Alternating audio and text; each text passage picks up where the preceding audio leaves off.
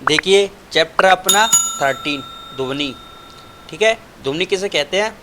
किसी माध्यम में उत्पन्न वहाँ कंपन अथवा विक्षोभ जिसका हम अनुभव अपने कानों द्वारा करते हैं उसे ध्वनि कहते हैं।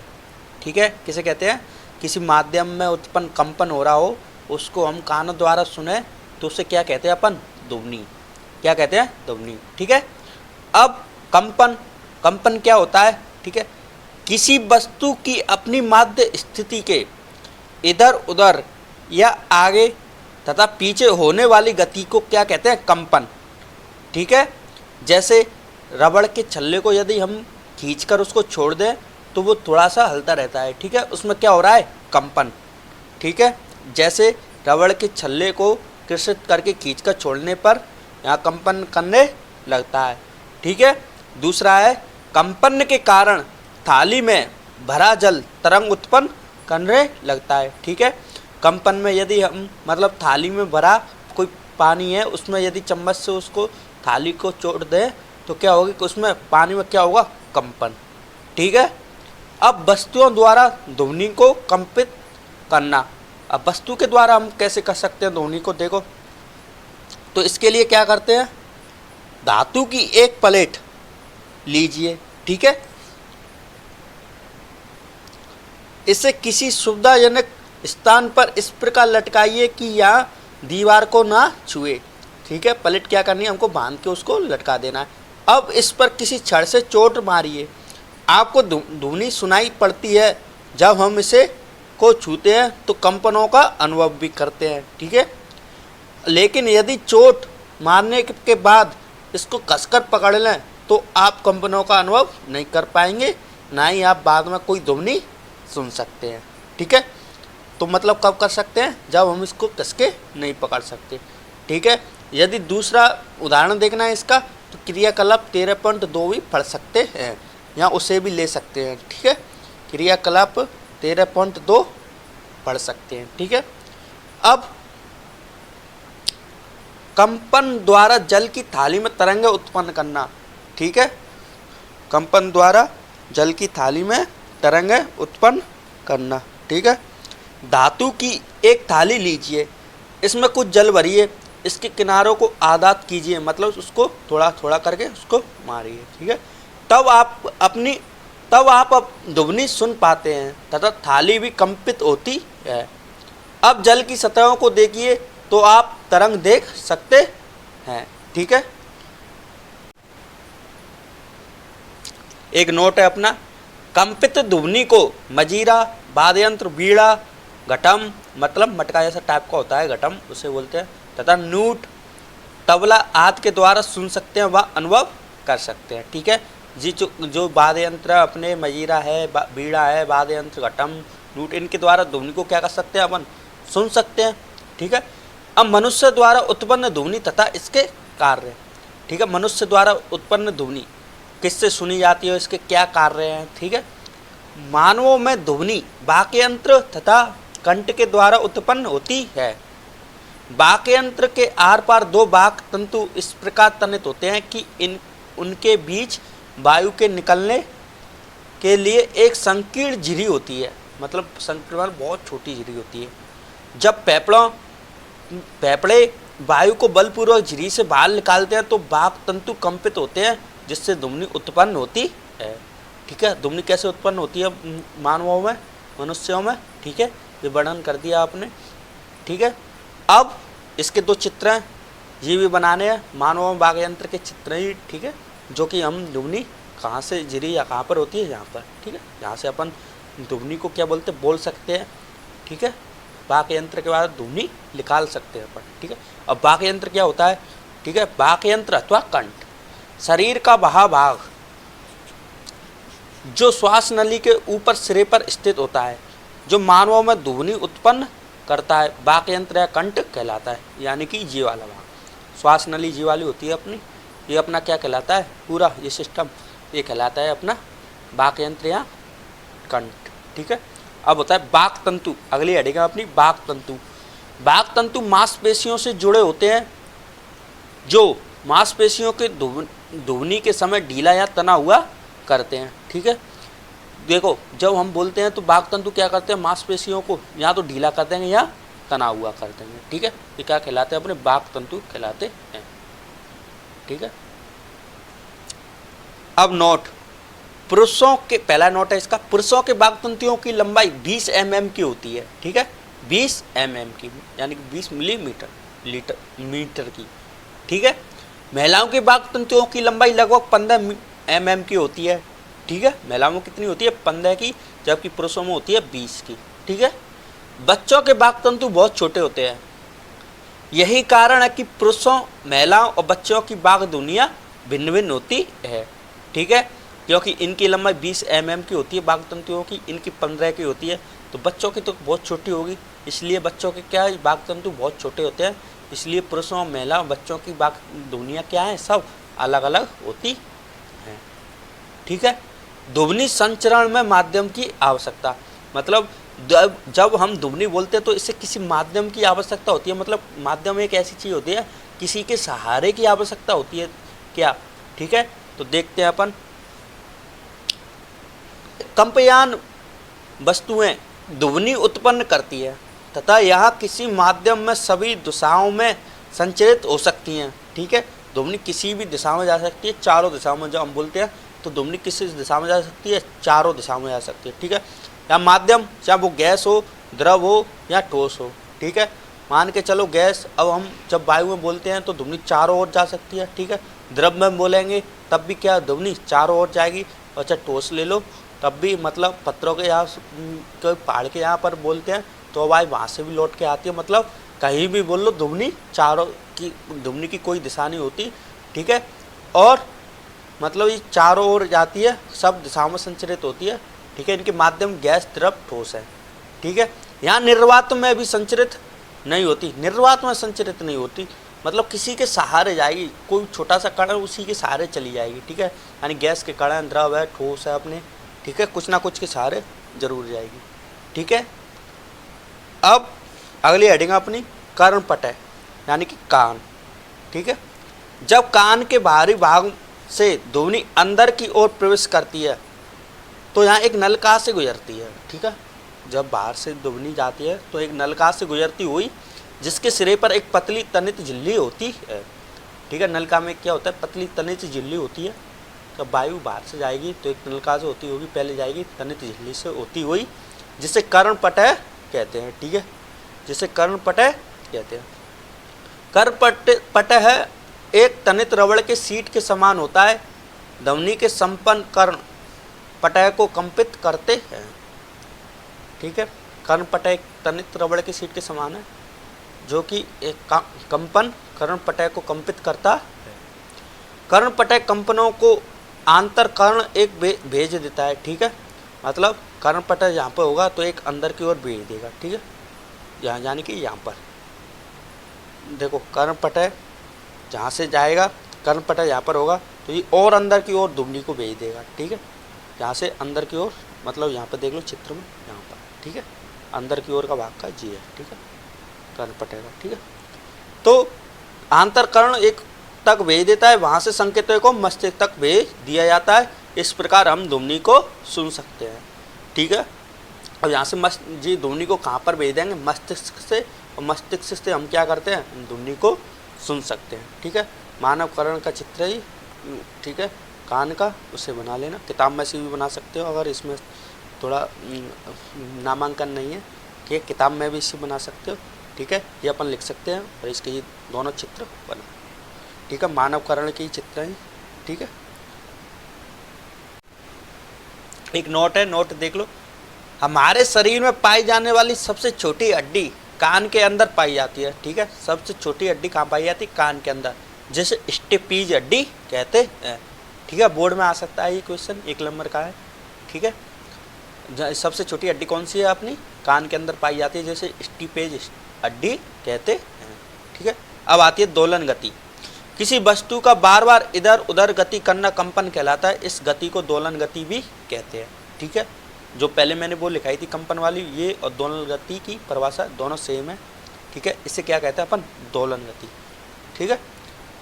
अब आती है आवृत्ति, प्रति सेकंड होने वाले दोलनों की संख्या को दोलन की आवृत्ति कहते हैं। ठीक है, प्रति सेकंड में मतलब 1 सेकंड में होने वाली दोलनों की संख्या क्या कहलाती है? अपनी आवृत्ति। ठीक है, आवृत्ति को हर्ट्ज में मापा जाता है। ठीक है, जैसे कि मिनट को सेकंड में नापते हैं, घंटे को मिनट में नापते हैं, ऐसी आवृत्ति को किस में नापते हैं? हर्ट्ज में। ठीक है, इसका मात्रक हर्ट्ज होता है। आवृत्ति का सूत्र होता है 1/t, 1/t। ठीक है, और आवृत्ति को किससे दर्शाते हैं? b से। ठीक है, b बराबर 1/t। ठीक है, t क्या है यहाँ पर? आवृत्तकाल। b बराबर 1/, आवृत्तकाल। ठीक है, तीनों एक ही सूत्र है आवृत्ति के। ठीक है, अब चलते हैं आयाम। आयाम को a से दर्शाते हैं। ठीक है, किसी माध्यम में तरंग संचरित होने पर माध्यम का कंपन करता हुआ कोई भी कण अपनी साम्यावस्था के लिए जितनी अधिक विस्थापित होता है उसे आयाम कहते हैं। इसे a से प्रदर्शित करते हैं। ठीक है, मान के चलो कोई कण गया ऊपर की ओर, फिर आ गया नीचे की ओर।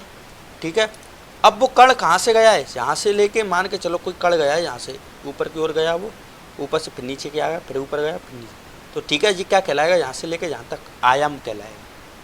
ठीक है, इसे a से प्रदर्शित करते हैं। ठीक है, अब आता है आवृत्तकाल।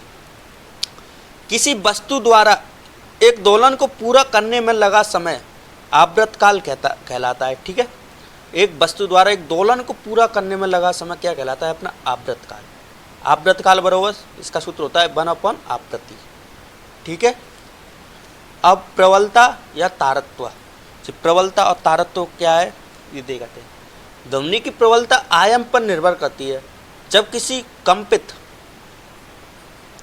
वस्तु का आयाम अधिक होता है तो ध्वनि उतनी ही अधिक होती है। ठीक है, यदि आयाम कम होता है तो ध्वनि मंद होती है। ठीक है, तारत्व। तारत्व की आवृत्ति कम होती है तो यहाँ ध्वनि कम उत्पन्न करता है। यदि इसकी ध्वनि कम होगी, आवृत्ति कम होगी तो यहाँ कम ध्वनि उत्पन्न करेगा। ठीक है, यदि आवृत्ति अधिक होगी तो तारत्व अधिक आवृत्ति ध्वनि उत्पन्न करता है। ठीक है, यदि आवृत्ति अधिक होगी, ये आवृत्ति पर निर्भर करता है। ठीक है, किस पर निर्भर करता है? तारत्व आवृत्ति पर। यदि आवृत्ति कम है तो कम ध्वनि उत्पन्न करेगा, आवृत्ति अधिक है तो तारत्व अधिक उत्पन्न होगा, वो ध्वनि अधिक उत्पन्न होगी। ठीक है, जैसे ढोल मंद आवृत्ति से कंपित होता है। ठीक है, ढोल की आवृत्ति ध्वनि कैसी होती है? मंद। जब मंद होती है तो इसकी आवृत्ति भी क्या होती है? कम। और सीटी की आवृत्ति अधिक होती है, तो सीटी की आवृत्ति जब अधिक होती है तो तारत्व क्या होगा? अधिक। ठीक है, अब नोट देख लो। शेर का तारत्व मंद होता है लेकिन इसकी शेर की धाड़ अत्यधिक प्रबल होती है। हालांकि इसका तारत्व शेर का वो क्या है? मंद होता है, लेकिन इसकी धाड़ क्या होती है? अत्यधिक प्रबल होती है। ठीक है, दूसरा है पक्षी उच्च तारत्व की ध्वनि उत्पन्न करता है तथा इनकी ध्वनि दुर्बल होती है। ठीक है, जो उच्च तारत्व की ध्वनि उत्पन्न करता है। ठीक है, तीसरा है बच्चे की आवृत्ति वयस्क की आवृत्ति से अधिक होती है। ठीक है, बच्चे की आवृत्ति वयस्क मतलब जो कि ये पूरा तरह विकसित हो, मतलब उसकी मजबूत हड्डियाँ वगैरह, उसके पैर वगैरह जो भी है वो उससे बोलते हैं वयस्क। वो पूरी तरह विकसित हो गया है। ठीक है, उसे बोलते हैं वयस्क। ठीक है, तो बच्चे की आवृत्ति वयस्क की आवृत्ति से अधिक होती है, इसकी आवृत्ति अधिक होती है। ठीक है, यानी कि बच्चा ज़्यादा चिल्ला सकता है। ठीक है, आवाज़ कर सकता है एक वयस्क की तुलना में। ठीक है, एक महिला की आवाज़ किसी पुरुष की अपेक्षा अधिक आवृत्ति व तीखी होती है। ठीक है, महिला की आवाज़ कैसी होती है? अधिक और तीखी होती है। ठीक है, तो इसका तारत्व कैसा होगा? फिर अधिक होगा। ठीक है,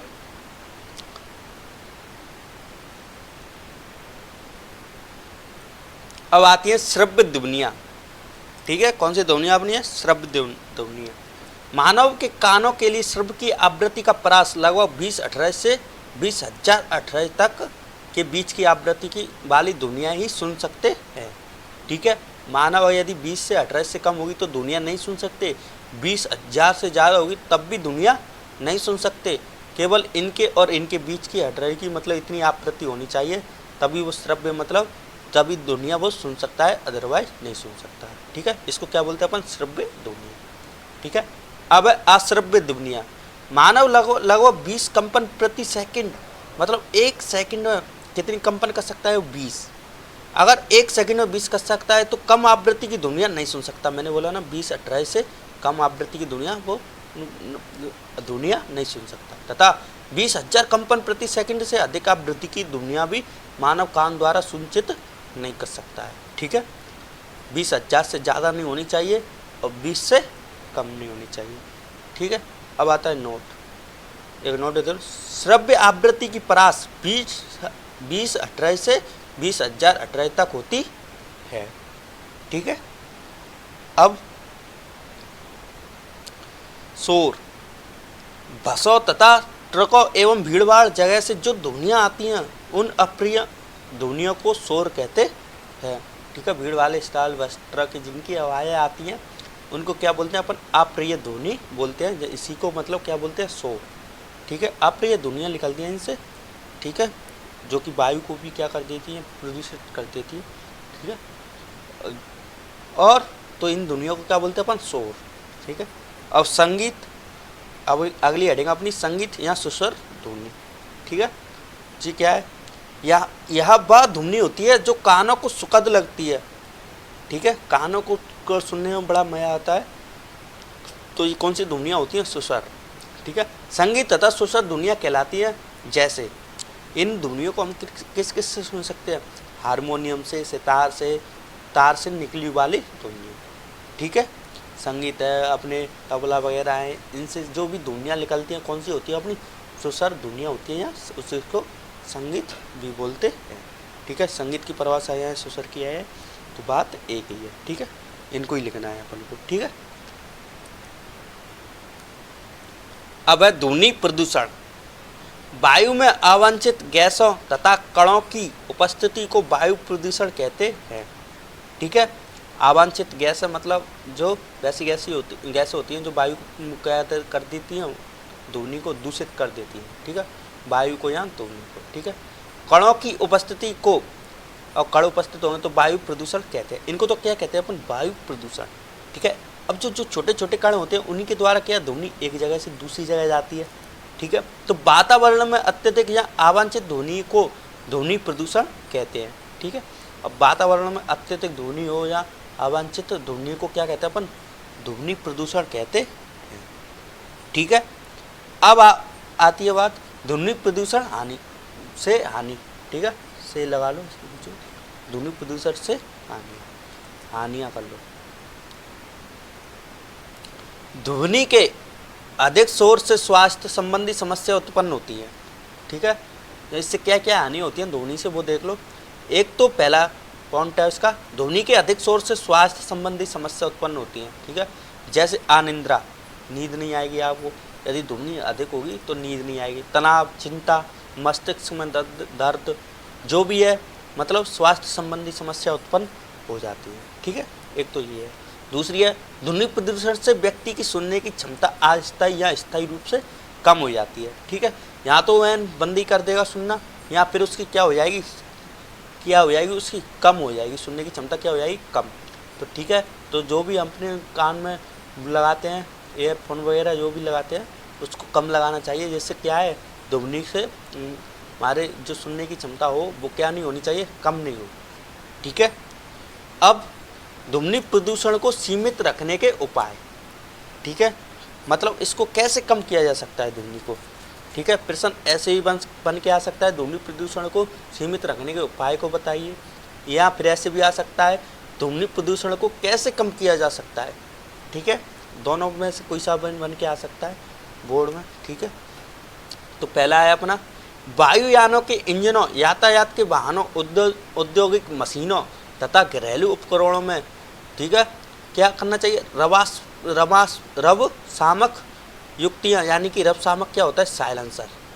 ठीक है, रब शामक को क्या बोलते हैं, साइलेंसर युक्तियाँ लगानी चाहिए। ठीक है, दूसरा है अपना ध्वनि उत्पन्न करने वाले उद्योगों को आवासीय क्षेत्रों से दूर स्थापित करना चाहिए। ठीक है, जैसे तुमने देखा होगा कुछ फैक्ट्रियाँ होती हैं लोहे की, तो क्या करती हैं, ध्वनि उत्पन्न करती हैं, और वहाँ पर कोई आवास बसा हो, मतलब कोई आबादी बसी हो, तो क्या करेंगे वो। ठीक है, तो उनके सुनने की क्षमता कम होगी, तो इनको क्या करना चाहिए, इनको दूर जगह पर, ऐसी जगह पर लगाना चाहिए यहाँ पर आवास ना हो। ठीक है, मतलब दूर लगाना चाहिए। ठीक है। वाहनों के हॉर्न का कम से कम उपयोग करना चाहिए, ठीक है। हमने देखा होगा वाहन जो भी है हॉर्न जब भी ज़रूरत पड़े जब भी बजाएं, उससे क्या करते हैं वायरों में जाते हैं और वैसे ही हॉर्न बजा देते हैं, ठीक है।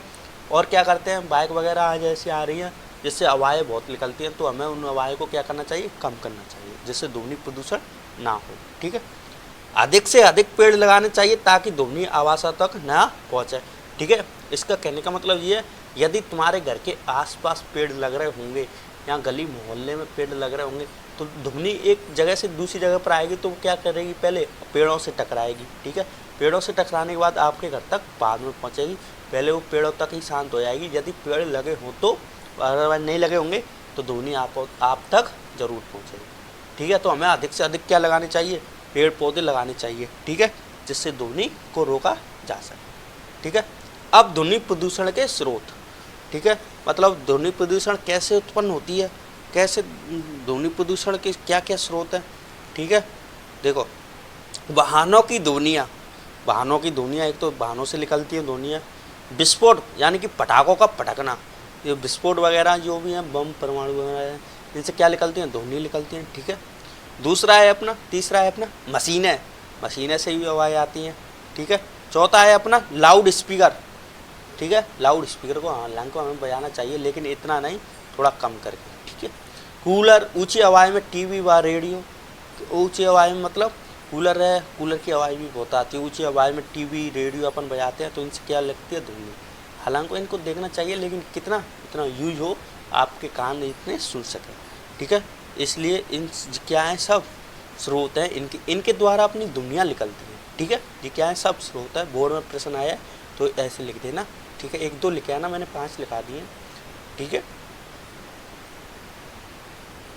देखो कुछ नोट है, नोट देख लो, लास्ट एडिंग है जी अपनी नोट की, ठीक है। इसके बाद चैप्टर कंप्लीट हो जाएगा।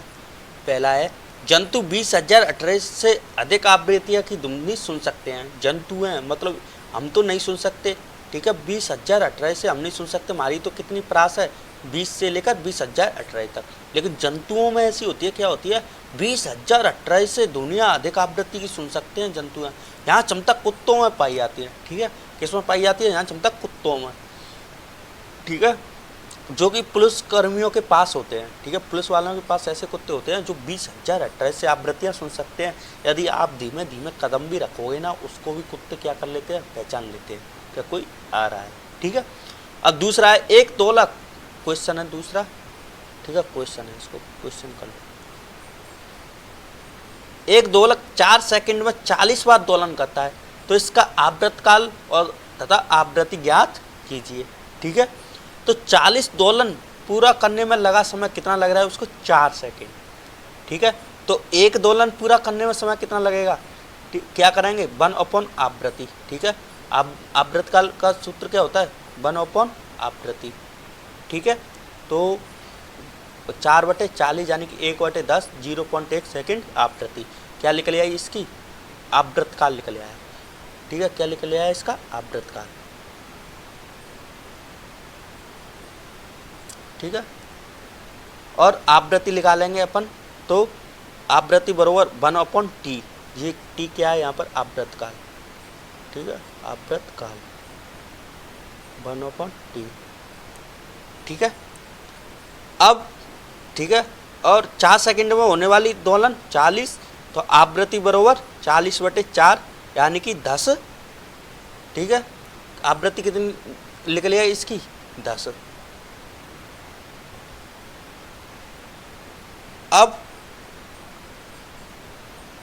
तीसरा नोट क्या है, ध्वनि ठोस द्रव गैसों में संचरित होती है। किस में होती है, ठोस द्रव और गैसों में, ठीक है। अब एक और क्वेश्चन है अपना, उसको देख लो। एक मच्छर अपने पंखों को 500 कंपन प्रति सेकंड की औसत दर से कंपित करके ध्वनि उत्पन्न करता है, तो इसका आवृत्तकाल याद करो, ठीक है। आवृत्तकाल का सूत्र क्या होता है 1/आवृत्ति, ठीक है। कितनी आवृत्ति कर रहा है जी 500, मतलब 500 कंपन कर रहा है, ठीक है। तो 500 कंपन करने में लगा समय बराबर 1 सेकंड, तो 1 कंपन करने में लगा समय 1/500 यानी कि 0.002 सेकेंड। ठीक है, जो अपना सवाल क्वेश्चन हो गया। ठीक है, अगले वीडियो में आप देखेंगे 14 चैप्टर। ठीक है।